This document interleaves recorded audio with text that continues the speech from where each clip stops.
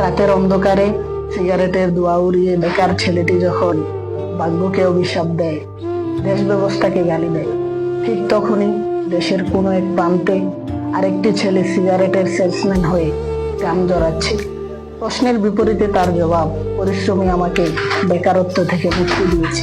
কোনো এক নিষ্ঠুর সকালে কোটিপতির বাবার সন্তান যখন বিদ্যা আমাকে বৃদ্ধাশ্রমে নিয়ে যায়, ঠিক তখনই একই শহরের অন্য এক প্রান্তে গরিব ছেলেটি অসুস্থ মায়ের মুখে একটা রুটি তুলে দিতে ঘুরছে দাঁড়ে দাঁড়ে। মায়ের চিকিৎসার জন্য সবার কাছে হাত পাচ্ছে।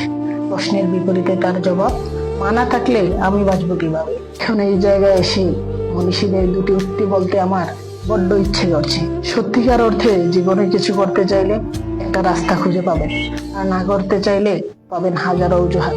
পৃথিবীটা ঠিক তেমন যেমনটা আমরা দেখি। প্রশ্নের বিপরীতে তার জবাব, পরিশ্রমী আমাকে বেকারত্ব থেকে মুক্তি দিয়েছে।